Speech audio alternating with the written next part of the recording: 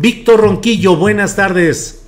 Hola, ¿cómo están? Pues aquí muy contento de estar con ustedes, como siempre, mi querido Julio. Saludos a los compañeros que se integran a esta mesa y obviamente al público que nos escucha. Gracias, Víctor.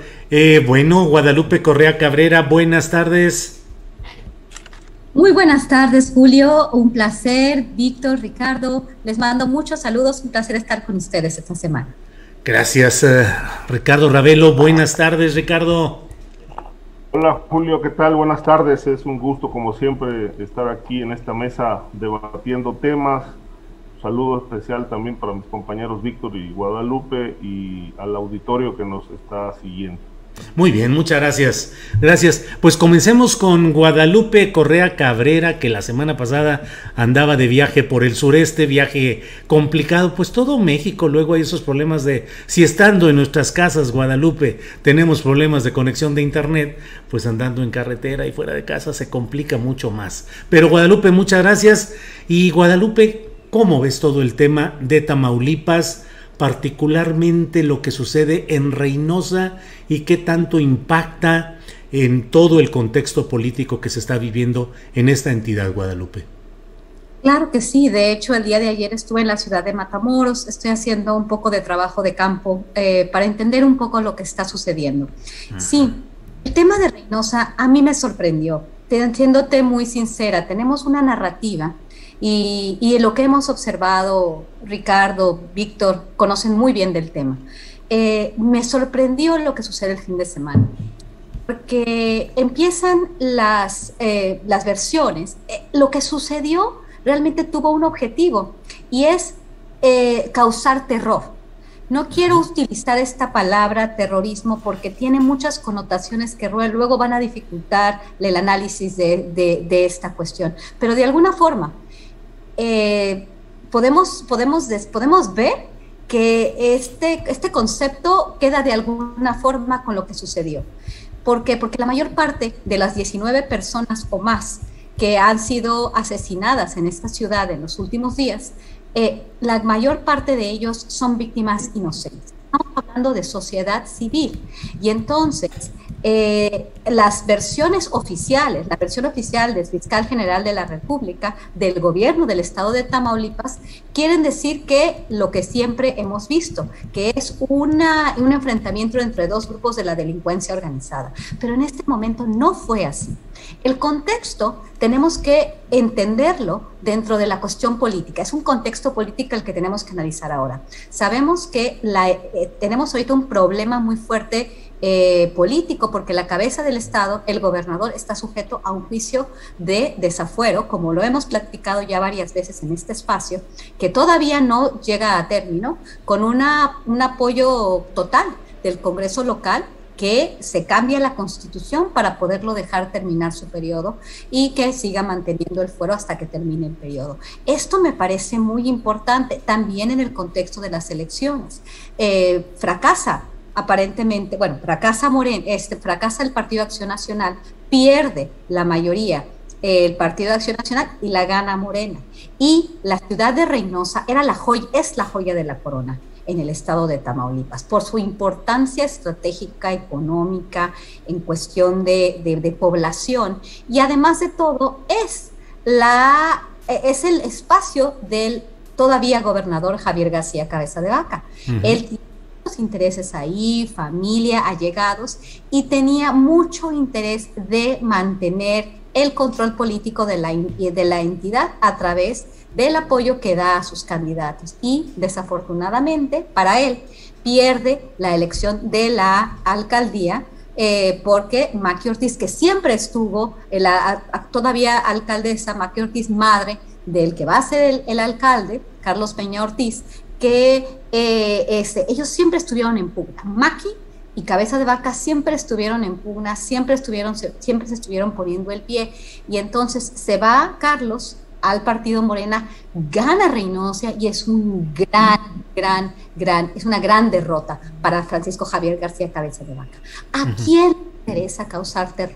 ¿Por qué esta inestabilidad en el Estado? ¿Por qué pareciera ser que esto no es un enfrentamiento entre grupos? Aunque las investigaciones oficiales o las declaraciones oficiales apuntan a algo que siempre ha sucedido en el Estado. ¿Por qué Reynosa? ¿Por qué ahorita? ¿Tiene algo que ver? Y esta es una pregunta, no es una afirmación. ¿Tiene algo que ver el gobernador del Estado con estos eventos? ¿Tiene algo que ver la policía estatal? Porque también la participación de la policía fue nula. Realmente no estuvieron atendiendo al llamado de las redes sociales. Yo volví a ver activarse la red de Reynosa de Twitter para anunciar situaciones de riesgo. Esta red había sido tomada porque yo llevo estudiando y ahorita estoy haciendo un estudio sobre cómo funciona esta red de tuiteros que se ha transformado a lo largo de todos estos años. Ellos empezaron a ser muy importantes en 2010 y ahora se activa esa red de ciudadanos. Porque finalmente la toman muchas organizaciones también del crimen organizado y mucho de lo que son las instituciones de seguridad. Ya no se sabe quién es quién, porque no son ciudadanos, ya una gran parte, pero se activa y la policía estatal no atiende al llamado de la sociedad que estaba aterrorizada este fin de semana y ha estado aterrorizado estos días, porque no se ha terminado la violencia. En Matamoros se sabe que no se puede pasar por ahí, no quiere pasar por ahí la gente. ¿De qué se trata? De desviar la atención a una cuestión de inseguridad, de calentar la plaza política que está ahorita pues dirigida por un grupo político enemigo del gobernador. Es una pregunta simplemente. ¿O quién está detrás de estos eventos? ¿Es simplemente una lucha entre dos células criminales? Solamente quiero dejar esto sobre la mesa porque sé que mis colegas son también expertos en el tema y me gustaría conocer su opinión.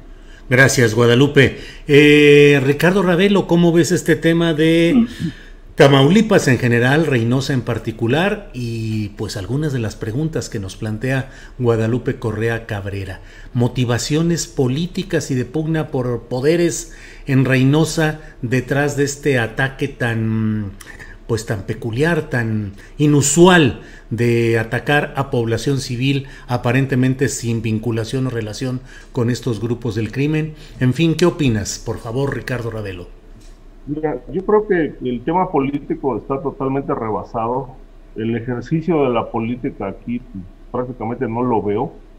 Yo lo que sí observo es que por donde se le mire es un caso estrictamente criminal. Y está en juego el control de un territorio importantísimo para el tráfico de drogas. Tamaulipas, en efecto, yo diría que Reynosa, además de que, bueno, localmente tiene su importancia, pero en el mapa estrictamente del crimen organizado, Tamaulipas ha sido visto como la joya de la corona. Es importante observar que el grupo criminal que controle Tamaulipas va a imponer condiciones en el negocio del crimen organizado, ya el tráfico de drogas, ya el tráfico de lo que sea, porque justamente cuando se tienen controladas las fronteras, prácticamente el resto de los grupos del crimen organizado se ven obligados a negociar con las organizaciones que tienen este control territorial. El caso de esta masacre de personas en Reynosa no es la primera vez que ocurre, digamos, de la nada, ¿no? Simplemente no hubo un enfrentamiento, en efecto, con otro grupo rival. Hay 3 organizaciones ahí que están muy bien posicionadas.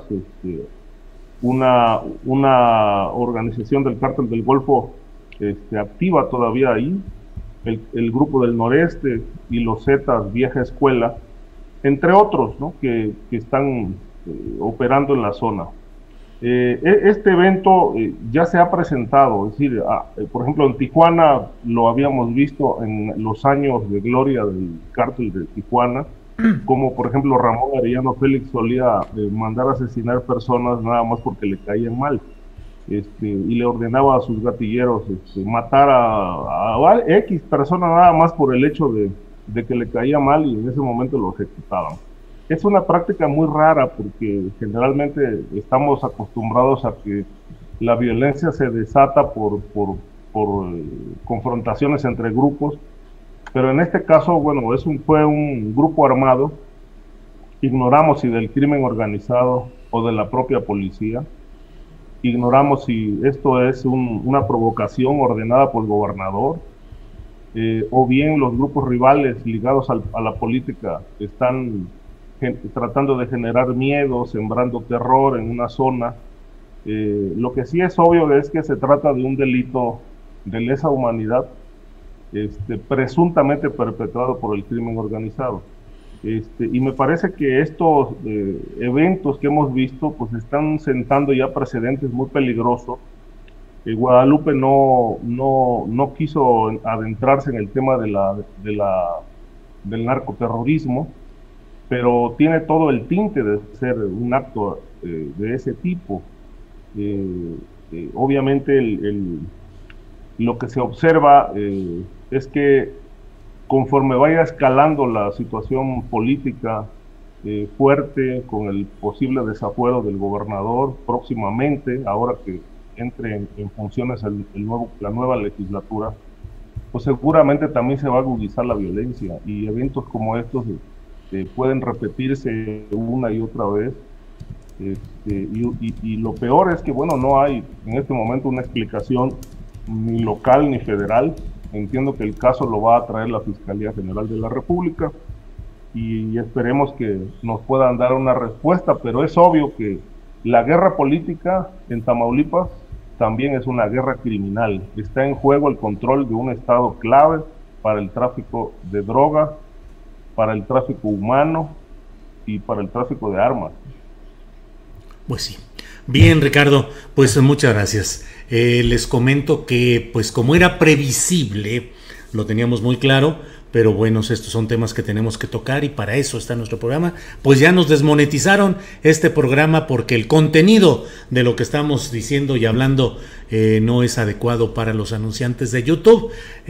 Ya Adriana Buentello, Andrés Ramírez, Alfredo Hernández Luna, todos teníamos muy claro, desde el principio dijimos, pues sí, ese riesgo va a haber, pero bueno, pues tenemos que hacer el periodismo que siempre hemos hecho, con la libertad y con la posibilidad de hablar y de tocar estos temas con toda la amplitud, profundidad y además con la responsabilidad con la que lo estamos haciendo y siempre lo hemos hecho. En fin, no es más que un detallito. Y Víctor Ronquillo, sobre este mismo tema, ¿cómo ves todo lo que se ha planteado? Que ahí están todas las preguntas y los comentarios posibles. Víctor, por favor, adelante.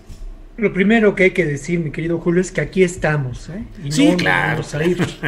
Y vamos a continuar porque al final de cuentas no se trata, tenemos una posición ética, estamos a favor de la libertad de expresión y estamos también a favor de la construcción de una realidad social distinta en este país y en el mundo. Entonces, como dirían los clásicos, no nos moverán, ¿no? No nos moverán. Entonces, bueno, yo creo que, mira, ahora sí que mis colegas han adelantado muchos de los temas que me parecen pertinentes, ¿no? Yo partiría de una declaración. Muy pocas veces me ha tocado, solamente una vez me ha tocado entrevistar a alguno de estos sicarios, algunos de esos personajes torpos, obviamente no en esta circunstancia de la lamentable masacre sufrida el fin de semana pasado, sino en otras circunstancias. Y bueno, lo primero es que estos personajes tienen un carácter en ocasiones muy lamentable, ¿no? Sufren efectos de una enorme degradación humana. Y en estos casos, según las pruebas que se les han aplicado de antidoping y las pruebas de radisonato de sodio, pues son positivos en ambos casos. No quiere decir que pues este personaje que ha sido detenido, algunos de los personajes que ha sido detenido de acuerdo a la información de los medios, da positivo en la prueba para ver si dispara un arma de fuego y da también positivo en cuanto al consumo de drogas. No sabemos qué drogas, no hay información al respecto. Pero llama la atención en esta pues limitada, y de verdad que lo siento mucho, lo deploro mucho, estas personas también son víctimas de esta degradación social, pero este personaje apenas logra articular algo cuando se le pregunta, y él dice, ¿cuál era el propósito de esto? Y dice, calentar la plaza, ¿no? Precisamente calentar la plaza, de lo que ya hablaba Guadalupe, también aludía Ricardo en relación a ello, ¿no? Y calentar la plaza me parece que nos tiene que llevar a una pregunta que es fundamental, que ya hicieron mis colegas y que yo recuerdo en las novelas de Sherlock Holmes, que Sherlock le decía a Watson: follow the money. Entonces ahí está la clave, ¿no? ¿Quién se beneficia de este acto, que sin duda es un acto de provocación, que es un acto donde se siembra el terror, que es un acto que nos hace pensar también en algo que es muy interesante, que yo quiero destacar? ¿Cuál es la diferencia entre sicarios al servicio de un grupo criminal, que forman parte orgánica de estas organizaciones, que están vinculados a ella, que son incluso, como ocurrió con los Zetas en sus inicios, parte del cártel del Golfo, su brazo armado se llegaba a decir, o la conformación de grupos que venían de las pandillas de la Logan y que fueron aprovechados por los Arellano Félix como un grupo armado a su servicio? ¿Cuál es la diferencia entre estos grupos de sicarios pagados por organizaciones criminales y algo que es muy grave y que ya alguna vez habíamos reflexionado en torno a ello: la presencia de sicarios que pues están al servicio del mejor postor, que tienen las posibilidades de armamento, que tienen también entrenamiento y que de alguna manera pueden provocar eventos de este tipo. Mira, lo que ocurrió, por ejemplo, con el atentado de García Harfuch en la Ciudad de México. De acuerdo a la información oficial de la que disponemos, estos personajes que participaron en este asunto, convocados al parecer, de acuerdo a la información oficial, por mandos del cártel Jalisco Nueva Generación, no eran otra cosa que sicarios, ¿no? Entonces, creo que ahí hay un sesgo, hay un elemento de información que tenemos que poner en consideración, que tenemos que reflexionar. Yo ya había señalado la presencia de algún grupo de paramilitares o de grupos, digámoslo así, que se alquilan al mejor postor, en la región del Estado de México, con los límites de Guerrero. Hace algunas semanas ya había perfilado lo que era este grupo. Creo que eso es importante señalarlo, ¿no? Lo otro, pues a mí me parece muy importante hablar de diferentes contextos en los que se da este asunto. Sin duda, el contexto pues electoral, lo que representa Reynosa. Por otra parte, el contexto de una constante disputa por esta frontera, que es un gran negocio para el crimen organizado, cerca del puente, de uno de los puentes fronterizos, cerca también de Río Bravo, parte de la frontera chica. El otro elemento político en este contexto, pues sin duda, es la situación que enfrenta García Cabeza de Vaca, que lamentablemente ha sido blindado de nuevo por el Congreso, ¿no? En una acción política altamente deplorable.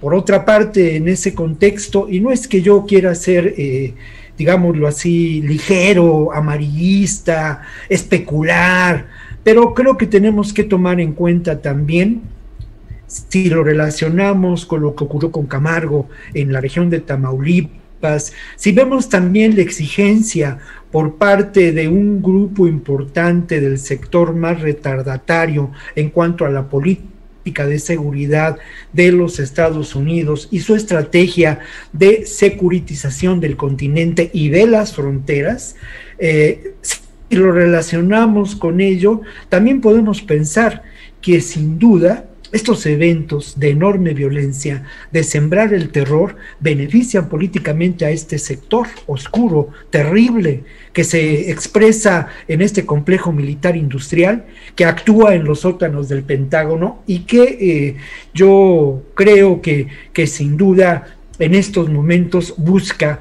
establecer de nuevo un control territorial importante en el continente americano y obviamente restablecer lo que paradójicamente quedó, digámoslo así, dañado, no fue parte del proyecto, y suena paradójico, pero habría que analizarlo, parte del proyecto de Trump. La guerra contra el narco se dio en el proyecto político de Trump, y no precisamente sostenida. Ahora me parece que se está buscando establecerlo. Hay que relacionarlo con la visita de Kamala, con la visita de Mallorca, en fin, Julio, por ahí. Bien. Muchas gracias Víctor Ronquillo. Guadalupe, otro de los temas que creo que están hoy muy fuertes, generando mucho ruido, son estas acusaciones del gobernador de Michoacán, Silvano Aureoles Conejo, de quien yo en lo personal he expresado de manera reiterada mi crítica dura contra su manera de desgobernar esta importante entidad. Pero bueno, independientemente de la catadura política y personal de Silvano Aureoles, él está señalando con todas sus letras que hay un narcoestado y que el crimen organizado apoyó los triunfos de los candidatos de Morena en el estado, incluyendo la campaña o la postulación del gobernador electo. Y en ese mismo sentido, hoy da a conocer también que pronto van a difundir información sobre un presunto moche de 1,200 millones, no dijo si pesos o dólares, que se habrían entregado o operado por Mario Delgado, con consecuencias para Marcelo Ebrard, de moches por la línea 12. En fin, ¿cómo ves todo este tema también ardiendo políticamente en Michoacán, Guadalupe? Claro que sí, Julio. Bueno, yo puedo solamente pensar en una palabra: cinismo. Creo que Silvano Aureoles es definitivamente uno de los políticos más desafortunados que tenemos hoy en día en el país. Y creo que sus declaraciones solamente me pueden hacer pensar en un gobernador cínico, en un gobernador que no reconoce la realidad. Si hay un narcoestado, claro, el estado de Michoacán tiene un problema muy importante que no necesariamente es de hoy, pero que lo ha consolidado, que ha permitido que estos vínculos mafiosos entre la política y la delincuencia organizada operen ya de manera mucho más extendida en todo el territorio del estado de Michoacán. Creo que también en mesas pasadas, si podemos recordar todas las discusiones que hemos tenido, los niños sicarios, por ejemplo, el entrenamiento que se dio que se ha dado a menores de edad, la vinculación de autoridades locales con la delincuencia organizada, el evento tan desafortunado que vimos, su prepotencia, cuando se le está pidiendo seguridad, cuando se le está pidiendo que no haya corrupción y que empuja a este profesor. En realidad, estas declaraciones es otro agravio, no solamente a los michoacanos, un agravio al país. Creo que Michoacán forma parte de estos estados que han estado totalmente a merced de la delincuencia organizada, como Guerrero, pienso en Guerrero, en Sinaloa, en Michoacán, en Tamaulipas, en particular en Veracruz. Bueno, tenemos una lista importante, pero Michoacán está en los primeros lugares sin lugar a dudas. ¿Y qué pasa? Cuando se extiende de esta forma el crimen organizado, las células criminales operando con grupos que en algún momento fueron autodefensas, ya no sabemos quién es quién. Mi familia es de Michoacán, yo la mitad de mi sangre es de ese estado y lo conozco bastante bien. Cada vez que escucho a mis familiares hablar del estado en el que han estado, ya realmente las personas ahí han normalizado de alguna forma la violencia, pero no dejan de sorprenderse. Creo que el gobernador ha estado vinculado de alguna forma. Tampoco quiero hacer acusaciones sin pruebas fehacientes, pero el hecho de la extensión del problema de la inseguridad y de la relación entre el crimen organizado y la política en todos los niveles y principalmente en diferentes municipios, pues habla de la cabeza. Y creo que lo que está diciendo y quiere desviar la atención ahora a la línea 12, cuando lo que tendría que haber hecho durante estos años que ha gobernado, con toda la alevosía, con toda la ventaja del privilegio que tiene como parte de la clase política, bueno, creo que no ha dado ningún resultado y no tiene la cara para decir que Morena es un narcopartido y la narcopolítica viene del lado de Morena, viene más bien de la cabeza del estado de Michoacán. Creo que como una persona que estudia el tema y como la mitad de mi sangre de Michoacán, mi familia, creo que sus declaraciones son una bofetada más a la población en general y a la población del estado de Michoacán. No tengo más que decir que son declaraciones cínicas y es un cínico el gobernador del estado de Michoacán. Guadalupe, muchas gracias por tu participación, además breve, 2 minutos 50 segundos, así es que muchas gracias. Ricardo Ravelo, ¿qué opinas sobre este tema de Michoacán con todo lo que ya hemos planteado? Este es un escenario, toda proporción guardada, con algunos parecidos con lo que pasa en Tamaulipas. El problema de fondo pues, es que Silvano Aureoles perdió el territorio, y otros grupos criminales seguramente se van a afincar ahí cuando él se vaya. Entonces, yo no puedo dejar de ver el fondo de lo que ocurre, digamos, en el escenario político, necesariamente es por desacuerdos a nivel criminal. La gran pregunta es, cuando llegó al poder Silvano Aureoles, ¿lo hizo sin pactar con el crimen? Yo creo que no, sin duda. Todo político que asume el poder, no existe uno solo, es decir, por lo menos en México no, se tienen que poner de acuerdo con el crimen organizado. Y obviamente él ha tenido un sexenio en Michoacán muy desastroso, con 6, 7 grupos en disputa. Acordaron con 2 o 3, pero el resto obviamente ha estado pugnando por un control territorial que él mismo a nivel local no ha podido resolver, ni siquiera la violencia, la inseguridad que le corresponde a su ámbito. Estos señalamientos contra Morena, pues evidentemente que ahí no se enquista la narcopolítica. Yo creo que el fenómeno es mucho más amplio, incluye a todos los partidos y a muchos candidatos. Queda como una declaración que muestra mucho su impotencia, porque no pudo obtener un resultado favorable el día de la elección. Creo que sí es importante lo que comentó el presidente de la República, ¿no? Que si hay pruebas de eso, pues que las dé a conocer.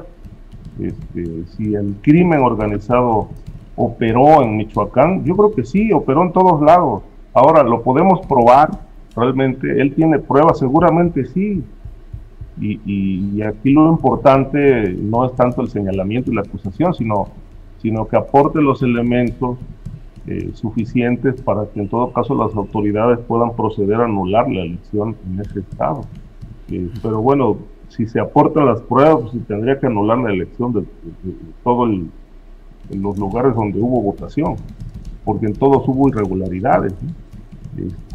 Ya del crimen organizado o bien directamente por las mañas electorales que todo el mundo pone en práctica en la jornada electoral. Sobre la acusación de los 1.200 millones, pues bueno, eso es muy grave el señalamiento. Yo no meto las manos por Marcelo Ebrard ni por Mario Delgado, es decir, todos los políticos son corruptos, y obviamente la obra pública es un gran botín, es un gran negocio en todo. No hay uno solo que no le saque raja, no le saque un beneficio a la obra pública.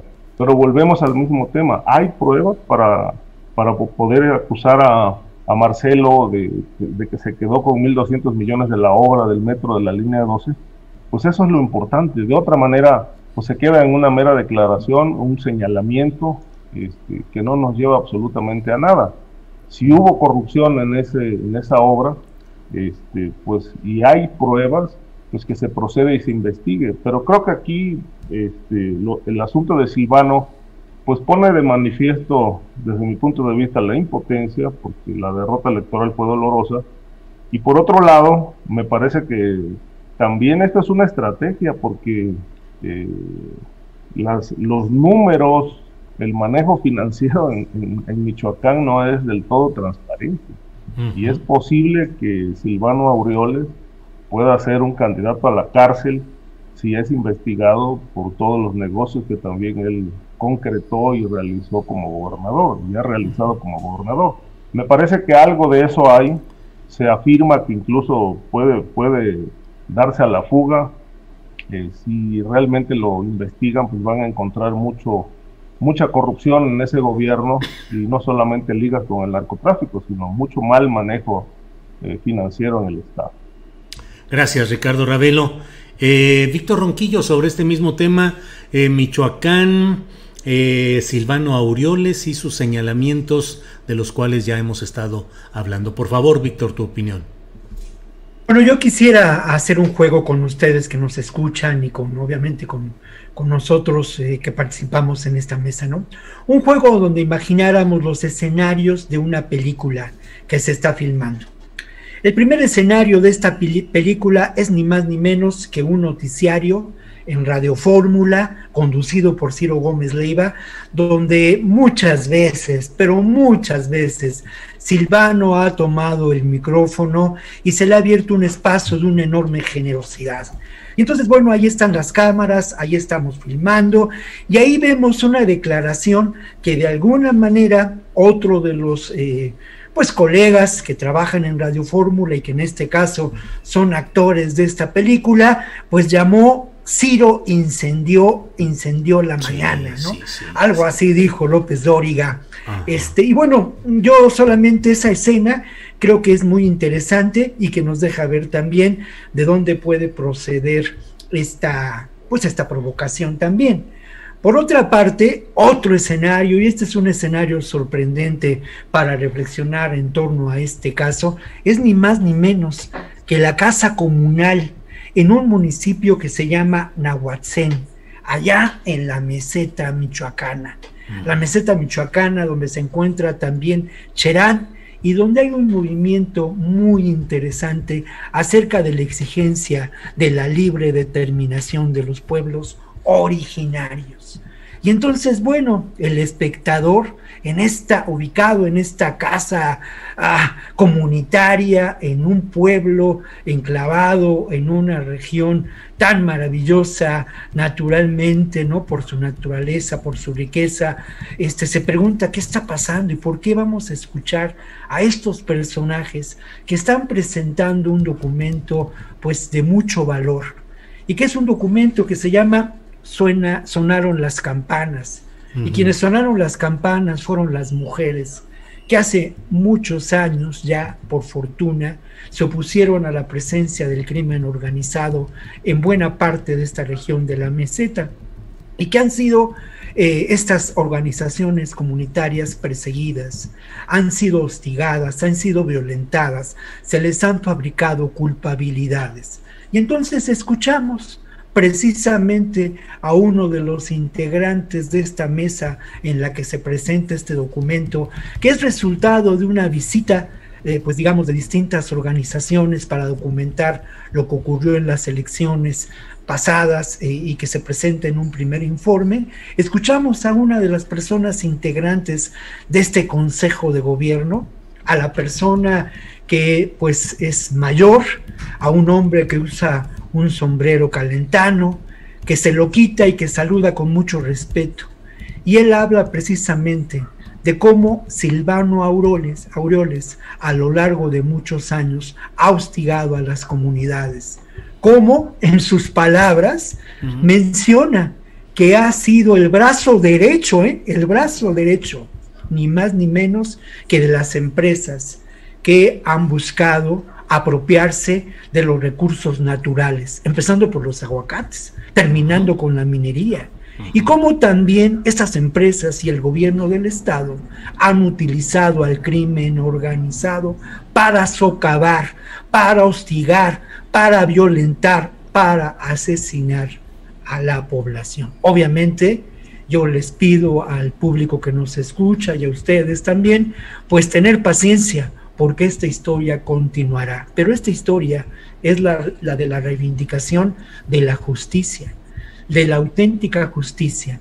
Y a mí me parece, por otra parte, que no hay duda de que el gobierno de Silvano Aureoles se ha destacado por continuar lo que en su momento fue precisamente el control territorial establecido por las empresas, establecido por los aguacateros, y de alguna manera generar todavía una mayor tensión y violencia en regiones como Aguililla. En Aguililla la gente dice, y te lo dice, aquí la confrontación es entre lo que queda del cártel de los templarios, de las antiguas organizaciones, y la conformación de un nuevo cártel que está ligado ni más ni menos que al poder político de Silvano Aureoles. Eso te dice la gente, ¿no? Víctor, gracias, Víctor Ronquillo. Guadalupe Correa Cabrera, pues el torbellino de lo electoral, de lo partidista, de las declaraciones, la visión centralista que luego tenemos en México, no nos ha permitido poner la atención adecuada en lo que ha pasado en Sonora, donde ha habido ataques contra activistas, ataques terribles, mortales, y en el fondo el litio en Sonora y el ataque a los activistas. ¿Cuál es tu punto de vista sobre este tema, Guadalupe, por favor? Claro que sí, es un tema yo creo que fundamental hoy en día. Recuerdo una columna reciente en el Washington Post en español por Ricardo Rafael que me hizo pensar mucho en esto que está sucediendo, que ya habíamos empezado a verlo hace algunos años, que se hizo más visible con este atentado y esta masacre en contra de una familia donde había mujeres y niños, y no sabemos también por quién. Creo que es muy acertada este comentario de Víctor con relación a los mercenarios o grupos paramilitares criminales, que ya no tienen que ver con esta idea que nosotros teníamos a principios de la segunda década de este siglo con relación a los carteles, estos carteles que empiezan a diversificar sus actividades proveniendo de este modelo de los Zetas, ¿no? La extorsión, el secuestro, esta forma de tener una marca, de crear terror para poder extraer rentas. Esto ya no es lo mismo. Y esto me da la impresión que sucedió a finales del 2019 con la familia Levarón. Creo que aquí empezamos a escribir bastante qué hay en esa tierra. Cada vez que hay una masacre de este tipo, yo me pongo a pensar por la investigación que he podido hacer en el noreste mexicano y toda la parte del Golfo, por la relación que existe entre los recursos naturales y la violencia, es bien interesante. Y precisamente en esta región del país y de la frontera, y en esta región que estamos viendo tantos problemas, el 27 de mayo de este año desapareció el vocero del pueblo yaqui, Tomás Rojo Valencia. Después de esto, algunas semanas después, fue acribillado Luis Urbano Domínguez, también activista a favor de los derechos del pueblo yaqui. Y el 3 de mayo, en el mismo municipio, pierde la vida Javier Murrieta Gutiérrez. Esto fue muy interesante porque él fue candidato a presidente municipal y estaba relacionado con la familia Levarón, fue su abogado. ¿Qué hay aquí? Siempre que pasan este tipo de cosas, activistas, políticos y esta violencia que antes de la pandemia nos empieza a atraer a esta región, ¿qué pasa? Que aquí hay una reserva tan importante de litio y hay agua. Parece ser que agua en un lugar donde el agua es muy escasa. Creo que ha habido también problemas por esta desviación del agua de esta región y de regiones cercanas hacia Hermosillo, en contra de todas las leyes, de toda la ley. Es una pelea por agua y por litio. Litio, tenemos que ver, la pelea de litio no es una cuestión que nada más porque hay litio y es tan importante particularmente en el contexto de la pandemia, en el contexto del trabajo ya en casa y esta expansión de este trabajo a distancia que hace más importantes las computadoras y el litio para las baterías de toda esta nueva tecnología. Entonces el litio es el nuevo recurso valiosísimo para todos los procesos. En realidad, este tipo de peleas por el territorio y este tipo de inestabilidad también se ha dado en Argentina, se ha dado en otras partes del mundo. Esta pelea por los recursos siempre se manifiesta en enfrentamientos o en la presencia de grupos paramilitares. Esto es muy importante considerarlo. En muchísimos espacios de diferentes formas aparecen estos mercenarios, ¿no? Como lo que sucedió con la familia Levarón a finales del año 2019 entre la frontera de Chihuahua y Sonora. ¿Por qué pasan estas cosas? Divide y vencerás. No sabemos bien. Yo siempre he sido también muy crítica de muchas de las prácticas de la familia Levarón, porque también ellos han funcionado como una especie también de divide y vencerás. Sí han sido víctimas, pero también verdugos de la misma forma. Su relación con el gobierno de Trump, son mexicanos y también estadounidenses, y entonces van y piden la ayuda al gobierno estadounidense sin entender muy bien cómo ellos están también o han estado relacionados con eventos muy, muy desafortunados también en su región. Pero independientemente de esto, vemos toda una división entre muchos grupos y finalmente, ¿quién va a beneficiarse de toda esta violencia?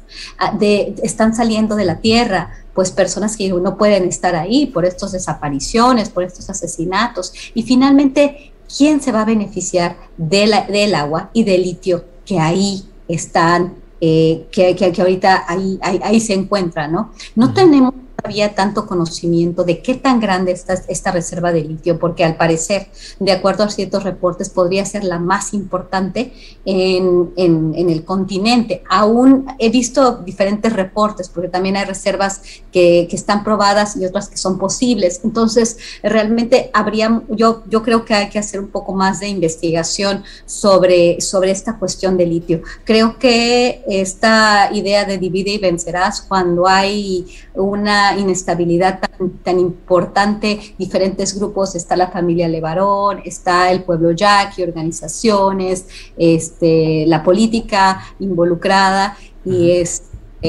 ahí donde hay recursos naturales. Creo que esto reafirma esta hipótesis de que muchos de los conflictos, de que muchos de los grupos paramilitares aparecen en territorios ricos en recursos naturales. El agua y el litio hoy en día son los recursos más valiosos para el mundo, y no me sorprende ver estas nuevas guerras, unas guerras de otro tipo de generación, donde este tipo de desinformación, inestabilidad, aparición de paramilitares, pues provoca terror entre la sociedad y dejan que la gente, provocan que la gente salga de esas tierras y que las tierras se abaraten y que las tomen estas empresas que se benefician de este recurso. Gracias, Guadalupe Correa Cabrera. Ricardo Ravelo, pues mientras estamos acá metidazos en los asuntos de la política, las elecciones, la Cámara, las declaraciones, en fin, suceden hechos como este de Sonora, pero además en otros lugares del país también hay una continua agresión contra activistas y defensores de recursos naturales. En el caso específico de Sonora, con el litio, o en otros lugares donde suceden estas cosas, ¿qué opinas, Ricardo Ravelo? Estos episodios se vienen repitiendo pues desde que se comenzó a abrir el tema de la participación internacional en la explotación de recursos naturales en México. Recuerdo, por ejemplo, el sexenio de Fox, luego con el de Calderón, cómo se violentó toda la cuenca de Burgos por el tema del gas, y se dijo que, bueno, que el crimen organizado estaba queriendo tomar control de esos territorios. El objetivo era lograr el desplazamiento de familias completas, en efecto, como lo apunta Guadalupe, para que esos territorios queden totalmente libres y puedan ser tomados pues, los grupos que se interesan en ello. Pareciera aquí que quizá el gran capital internacional o nacional utiliza una modalidad del crimen organizado para llevar a cabo toda esta violencia, sembrar terror en distintos territorios donde hay recursos naturales. Es una forma de feudalizarlos y asegurarlos, invadirlos, tener el control de esta riqueza. Particularmente este asunto del litio en Sonora es sumamente importante porque, bueno, hay datos en efecto allí que hablan de una reserva importantísima, de las más importantes del mundo. Hay otros aspectos, hay otros datos que dan cuenta de que es una de las más importantes de América Latina, pero lo cierto es que son minas realmente muy ricas en litio, que, bueno, ya tienen la lupa puesta por parte de empresas transnacionales japonesas, chinas, australianas y particularmente estadounidenses también, porque muy cerca de Sonora, bueno, no tan cerca, pero sí a más de 1000 y pico de kilómetros, pues está la empresa Tesla Motors por ahí, que, pues como se sabe, es una de las empresas que más produce autos eléctricos, que pues está considerado como el futuro de la industria automotriz, que ya se está desarrollando desde ahora, con la posibilidad de que los automóviles de combustión puedan empezar a ser pues retirados en la medida en que vayan envejeciendo. Pero esto va a convertir al litio en el elemento más importante para la fabricación de baterías, incluso para medicamentos. Por ahí leí que los utilizan también para hacer medicamentos antidepresivos, entre otros. Es un recurso natural valiosísimo que por supuesto estaba bajo la observación del crimen organizado o de grupos de interés mexicanos y extranjeros que quieren explotar estos recursos. Incluso creo que se quedó por ahí trunca una iniciativa de ley que planteaba nacionalizar el litio, como una manera de darle cierta seguridad a los territorios y al producto. Creo que esto no caminó del todo en el Congreso, y bueno, luego entró en un debate bastante complicado a partir de la desaparición de algunas áreas que tienen que ver con la minería. Pero sin duda que la violencia que vive el país en buena medida está relacionada con el acaparamiento de estos recursos naturales. No todo tiene que ver con drogas, no todo tiene que ver con tráfico humano, no todo tiene que ver con otros negocios con los que opera el crimen organizado, sino con este punto central que es el control de los recursos naturales, ya sea litio, bancos de agua, gas, petróleo, etcétera. Y yo creo que en buena medida México es tan rico en ese sentido que del tamaño de su riqueza, pues también es el tamaño de la violencia que se ha desatado en los últimos años. Gracias, Ricardo Ravelo. Sobre este mismo tema, por favor, Víctor Ronquillo, desde luego Sonora, la violencia contra activistas, el litio, pero además pues el esquema general de los recursos naturales en México y la incidencia del crimen organizado en el ataque a grupos defensores de esos recursos. Por favor, Víctor. Bueno, la verdad es que justamente la semana pasada terminó una novela que se llama Confidencial, la historia del litio, ¿no? No se las voy a contar, Julio, no te espantes. O sea, seguro que no. Una síntesis, por favor. Una síntesis, pues una síntesis muy breve tiene que ver precisamente con la participación de lo que podemos considerar estas transnacionales, parte del capitalismo global hoy en día, vinculadas al poder político. La participación también de grupos de mercenarios en la actuación de la provocación, un gobierno estatal que se ha constituido como un imperio criminal y de alguna manera la resistencia de las personas de los pueblos originarios, ¿no? Ese es el contexto y parte de la historia. Obviamente está interpretada y mirada por un reportero de tele, como yo fui hace muchos años, y por un equipo de producción que afortunadamente me acompañó en muchas de esas aventuras, ¿no? Pero más allá de esta anécdota que se vuelve una novela, me parece que interesante, y que bueno, estoy buscando quien la publique, por cierto, ¿no? Pero más allá de ello, yo creo que precisamente, ¿no? Estoy muy de acuerdo en lo que han planteado Guadalupe y Ricardo, pero me parece, yo solamente quisiera destacar que precisamente el ámbito de estos defensores de los recursos naturales en nuestro país, de estas organizaciones comunitarias a las que aludí en mi anterior intervención, pues es un ámbito de enorme defensa y resistencia contra el avasallamiento del capitalismo global, del que de alguna manera tenemos que ser conscientes que existe y que se constituye más allá de los propios gobiernos por estos grandes consorcios que ocupan un papel muy importante, cada vez más grande en las decisiones políticas, que inciden, cabildean en muchos niveles de gobierno y que de alguna manera forman parte de esta nueva realidad global. En el territorio, en la realidad, ahora sí que en lo que ocurre en los diferentes ámbitos de nuestro país, uno ha encontrado y ha documentado historias que tienen que ver con esta resistencia. Por ejemplo, lo que ocurre en la Sierra Norte de Puebla con el intento de precisamente realizar y construir varias hidroeléctricas, aprovechar el recurso del agua también y muchos otros recursos naturales y la organización de distintas comunidades, es muy interesante porque nos remite a las diferentes etapas en que proceden estas corporaciones, ¿no? Por una parte se inicia la historia con que, bueno, van a ofrecer trabajo, empleo, progreso a las comunidades. Por otra parte, celebran espurias reuniones, asambleas, generan el desconcierto entre los grupos, dividen, y luego, de alguna manera, como ha ocurrido en la meseta michoacana, estas empresas utilizan al crimen organizado para sembrar el terror, para violentar y para generar una situación de enorme inestabilidad y violencia.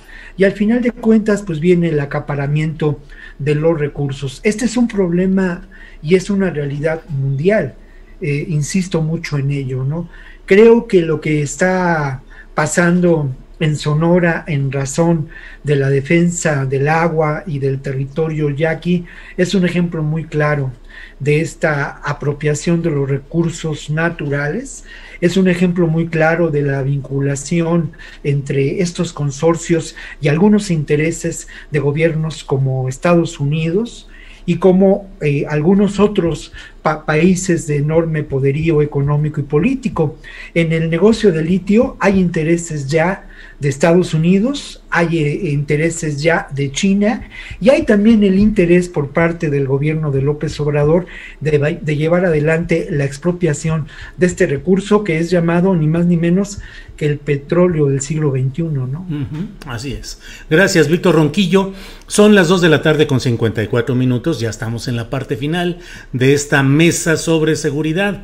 Me voy a permitir plantearle a cada uno de ustedes, ya como parte final de esta mesa, un tema específico. Por favor, Guadalupe, mañana va a estar Kamala Harris en El Paso, Texas, y el ex presidente de Estados Unidos, Donald Trump, también anuncia que va a estar en la frontera de Texas con México, acompañado del propio gobernador de Texas.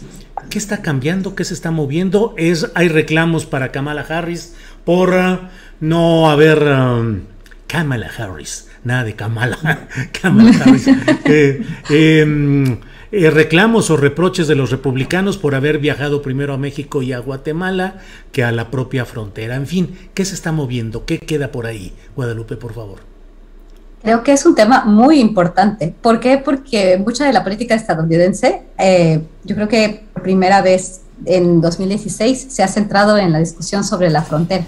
Y definitivamente esto es política y es cuestión electoral, pero también humana. Kamala Harris ha sido muy criticada el día de hoy y empezó, inclusive el Washington Post, algunos de los reporteros a criticar, y muchas personas que tienen mucho conocimiento del tema.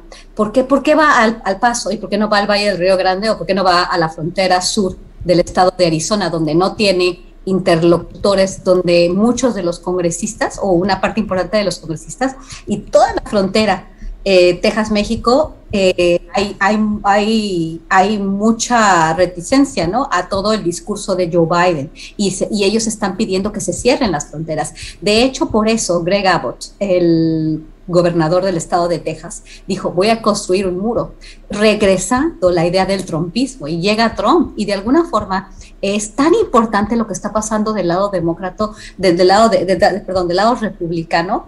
¿Por qué? Porque ellos están regresando con el trumpismo, con la creación de los muros, y muy probablemente estén despertando a este gigante dormido, que es el trumpismo, que son los conservadores que no quieren a la migración. Y por el otro lado, Kamala Harris, muy timorata, va al paso, en lugar de presentarse como toda una estadista y viajar a diferentes lugares de la frontera, también para decir: yo puedo estar en territorio que no me es grato. En El Paso ya tiene pues bastantes amistades, los congresistas ahí, la política local es pues del lado demócrata. En cambio, en el Valle del Río Grande fue donde más perdió el Partido Demócrata y ganó Donald Trump, aunque siempre fueron condados demócratas. Entonces, por un lado, yo pienso que también se habla de una balcanización en Estados Unidos. El gobernador de Florida, DeSantis, y el gobernador de Texas, que es 64% de la frontera México-Estados Unidos. Entonces, ellos están aprovechando este sentimiento conservador de cerrar fronteras, y lo están aprovechando muy bien. En cambio, Kamala Harris dice: bueno, ahora sí voy a la frontera. Se le preguntó en ocasiones anteriores cuándo iba a ir, y fue realmente penoso su respuesta en ese momento, ¿no? Dice: ahora sí voy a la frontera. ¿Dónde vas? Donde mejor te van a recibir. Cuando sí hay un problema con los menores migrantes sin acompañamiento, con muchos de los migrantes que todavía están del lado mexicano y que están esperando y siguen a los campamentos, por ejemplo, el campamento de Tijuana. Entonces ella no está queriendo ver, hace una aparición pues realmente política, y en un lugar donde realmente no va a tener como mucho peso su visita, ¿no? Entonces creo que Kamala Harris no está bien asesorada. Y por el otro lado, porque están repitiendo exactamente las mismas políticas, los mismos discursos de la administración de Barack Obama, que finalmente trajo a Trump a la victoria. Y por el otro lado llega Donald Trump y está tomando ventaja del desencanto que tienen los republicanos, los conservadores, y puede empezar a formar ahí otra vez, puede volver a empezar a generar un movimiento en contra del liberalismo estadounidense, lo que le llaman ellos el liberalismo, ¿no? Es muy interesante, y creo que Estados Unidos está más dividido que nunca, y que el trumpismo está ahí, y que vamos a ver qué es lo que va a pasar, porque escribí una columna esta semana en ese sentido, ¿no? Porque he estado viendo y viviendo estos dos bloques, ¿no?, tan importantes, y dentro del mismo Partido Demócrata, Kamala Harris no es bien vista. Va a Guatemala y dice: no vengan, y la parte del Partido Demócrata la repudia. Entonces ella quiere quedar bien con todos y al final no queda bien con nadie, ¿no? Y ahora que va a la frontera, pues se quiere proteger. Creo que no es la manera, y aquí sí veo yo que los republicanos puede que tengan mucho más, y creo que Donald Trump va a tener mucho más resonancia en su visita a la frontera que Kamala Harris. No quiere decir que me guste, simplemente estoy analizando cómo están sucediendo las cosas. Pues sí, Guadalupe, gracias. Ricardo Ravelo, vamos a otro tema pues que forma parte también del esquema de la seguridad de nuestro país, de cómo nos sentimos y cómo avanzamos en este tema del COVID, el repunte del COVID, las estrategias que se están realizando, y sobre todo, Ricardo, estas muertes sorprendentes que se han dado de algunos vacunados en Hidalgo y en Sonora. ¿Qué opinas sobre el tema, Ricardo, por favor? Mira, Julio, lo que queda en evidencia es el manejo tan pésimo que han hecho los distintos gobiernos sobre el tema del COVID. En realidad, la manipulación informativa llegó a su máximo, ¿no? Ahora, previo a la elección, cuando casi todo el país pasó a semáforo verde, pues para crear una suerte de confianza social y que la gente pudiera salir a votar, pues de alguna manera sin el esta pesadilla del COVID. Sin embargo, bueno, tan pronto se cerró la votación, pasaron unos días y la realidad pues volvió a su lugar, ¿no? Finalmente no estábamos en verde, estábamos en amarillo en la Ciudad de México, y otros estados que pues también tuvieron semáforo verde de plano ya pasaron nuevamente al rojo. Uno de ellos es Veracruz, precisamente, donde ha habido un pésimo manejo de esta situación. Pero se han despertado muchísimas dudas, mucha incertidumbre. Yo no recuerdo en realidad un antecedente con tanta incertidumbre sobre una vacuna. Porque antes nos las aplicaban en las escuelas y punto, ¿no? Y se resolvía el asunto, y hoy navegamos en medio de mares de dudas, de sospechas y de incertidumbre, sobre todo ahora que, como bien lo apunta, pues han aparecido casos de personas que han perdido la vida pese a tener las dos vacunas. Y bueno, se ha pedido información. El presidente, yo pensaba que iba a entrar a dar a conocer algunos detalles por la Secretaría de Salud sobre estos casos, pero lo primero que dijo es que no era importante. Entonces, pues bueno, quedó ahí. Nos tenemos que quedar con las dudas. ¿Qué pasó con estas personas? Porque no son pocos. Recientemente creo que en Guerrero hubo otros 4 profesores que murieron de COVID, sin tener antecedentes de enfermedades terminales, y pese a estar ya vacunados. Entonces yo creo que hay una nube de desinformación que se robustece pues por parte del gobierno federal, ahora que las conferencias sobre el COVID pues ya llegaron a su fin.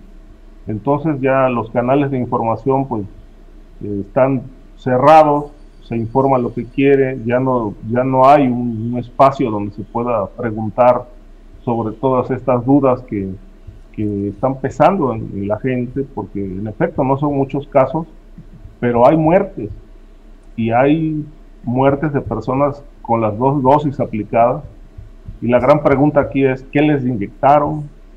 ¿Les pusieron las vacunas adecuadas? En fin, yo creo que estratégicamente el gobierno está echando mano del silencio, de la evasión, y obviamente cuando esto ocurre, lo primero que se dispara son las especulaciones, con justa razón, porque si hay desinformación al respecto, pues la gente empieza a construir historias, o bien las dudas se hacen más amplias, y esto no abona para nada a que pues por lo menos tengamos certezas de qué pasó con estos casos, ¿no? Una explicación me parece que evitaría todo este sospechosismo alrededor del COVID. Bien, gracias Ricardo Ravelo. Y bueno, para cerrar, Víctor Ronquillo, nuestra mesa de hoy, son las 3 de la tarde con 4 minutos. ¿Cómo ves el tema del informe de seguridad que se ha dado en estos días? ¿Qué datos te llaman la atención? ¿Qué es lo que te parece más relevante de este informe de seguridad pública, Víctor? Bueno, yo antes que nada quisiera compartir con Ricardo una información. Yo respeto mucho a Ricardo Ravelo como reportero. Hemos compartido espacios en la defensa, ¿no?, de un periodismo ético, crítico. Pero Ricardo, mira, la verdad es que hay una nota publicada hoy en La Jornada donde refiere la Secretaría de Salud pues datos muy concretos, ¿no? Creo que, pues me apena decirlo, pero creo que no podemos ser eco de información, y sobre todo pues es una nota publicada desde hoy en la mañana, que se generó con información pues de días antes. Entonces Secretaría de Salud habla de 1,183 personas que han muerto por COVID en el país, que han sido vacunadas. Incluso se habla de que 997 personas murieron después de haber sido vacunadas con una primera dosis, 119 con la segunda. Hay además información en distintos medios de lo que ocurre en distintas entidades. Se habla de las muertes por comorbilidades y distintas, digamos, encargados de salud en los estados han dado información.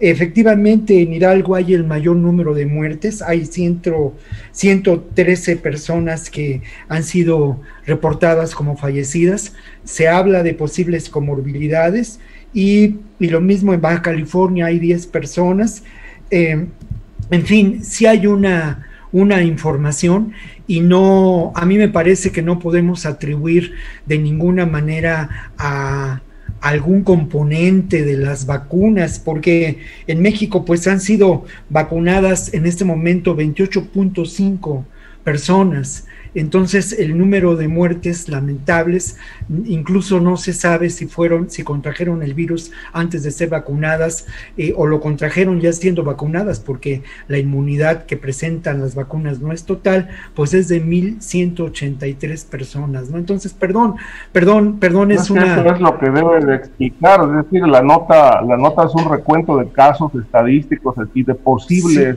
causas, pero no hay información puntual. Pues ahí está la información puntual, Ricardo, perdona que te lo diga, están los datos. No. Te estoy dando los datos, Ricardo. Aquí están los datos de cuántas personas han muerto. Sí, no podemos a partir de ello inferir. No hay una explicación oficial. A ver, la explicación oficial. No es importante. Ricardo, bueno. A ver, termina tu intervención, Ricardo, por favor. Ricardo. O sea, el planteamiento, esto es un recuento de estadístico de los estados donde ha habido muertes, incluso con dos vacunas. Pero no hay una explicación de las causas. ¿Por qué murieron con 2 vacunas?